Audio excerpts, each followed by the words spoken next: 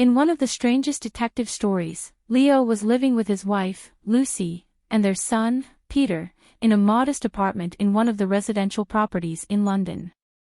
The father was working in charge of the sales department of a major company and was making a lot of money from his work, but despite that, he was stingy with his wife and son. He spent most of his money on gambling, which got him into almost daily quarrels with his wife, who was trying to convince him to quit gambling and allocate his money to the family and improve the living situation, but he was stubborn and considered her words nonsense and would not even listen to him. As for the son, Peter, he was dissatisfied with his life with his parents, as both of them did not provide him with his most basic needs, which made him have some negative feelings for them. Peter grew up, his dreams grew, and the disputes between his parents intensified until the situation reached a death threat. The mother carried an empty hunting rifle and tried to scare her husband whenever he got into a quarrel with her. This happened constantly until it became a normal thing.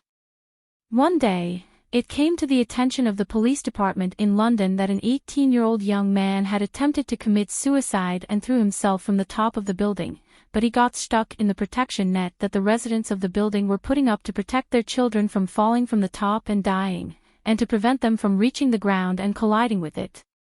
The police forces went to the scene and cordoned off the area, and an ambulance and rescue forces arrived.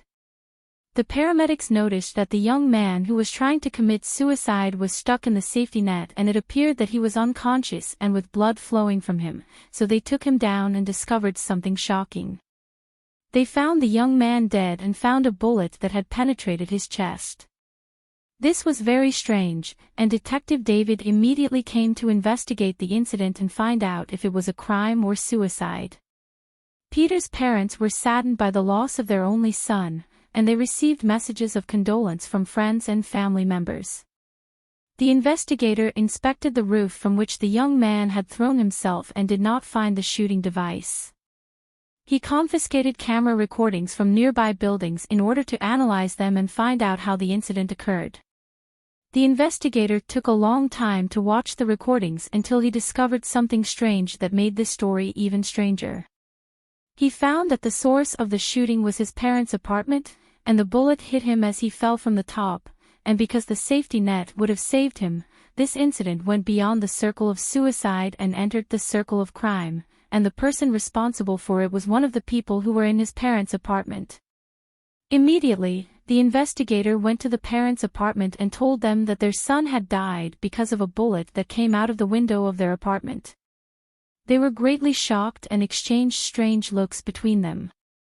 The husband confessed that his wife had been in a quarrel with him, and she was carrying a gun and pointed it at him.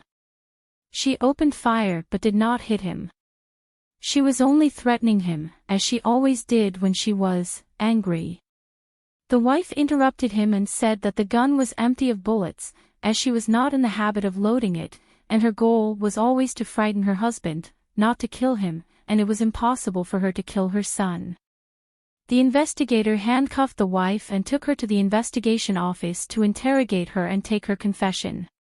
Her husband was looking at her with a somewhat strange look, which the investigator noticed. During her interrogation, the wife stated that she did not want to kill her husband or son, and that the gun was completely empty of bullets. The investigator and his assistant did not believe this and considered that she had killed her son unintentionally, and thus she was convicted of manslaughter.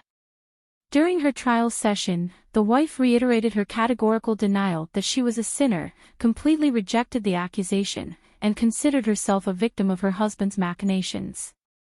The court ordered an investigation into her husband and a further investigation into the case. The investigator took a search warrant and went to the husband's house and searched it thoroughly until he discovered a box of bullets hidden at the bottom of the basement. The investigator asked the husband about it and told him that he did not know anything about it. The investigator sent the can to the forensic laboratory for examination, took pictures of it, and took it to a store that sold weapons and asked him where this type of bullet was sold. He told him that a small store in the suburb was the only one that sold this bad type of bullet. He immediately loaded his car and quickly went to the store. He showed the owner a picture of the box, gave him its serial number, and asked him about the person who bought the box. The store owner asked to give him an hour to look into the matter, so the investigator went out and drank dark black coffee and returned to the store to discover the surprise. The store owner told the investigator that a young man named Laurent was the one who bought the can and lives next to the building from which the victim, Peter, fell. The investigator brought the young man Laurent and told him that the box of bullets he had bought was one of the bullets that caused the death of the young man, Peter. He was surprised by this and told the investigator something shocking that changed the features of the investigation. Laurent admitted that Peter was the one who asked him to buy the can of bullets and gave him extra money. The investigator was shocked by this statement and doubted its authenticity, but the results of the examination he received from the forensic laboratory dispelled his doubts. They found Peter's fingerprints on the can, and therefore he was the one who filled his mother's gun with bullets.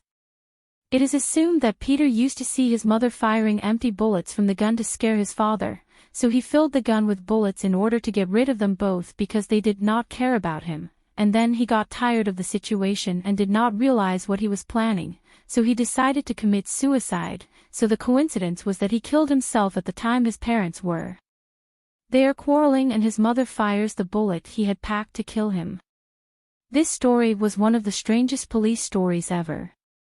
All possibilities were possible, and until now everyone remained confused. This question remains, can Peter be considered a suicide with his own bullet, or is he a victim of a murder and his mother is the killer?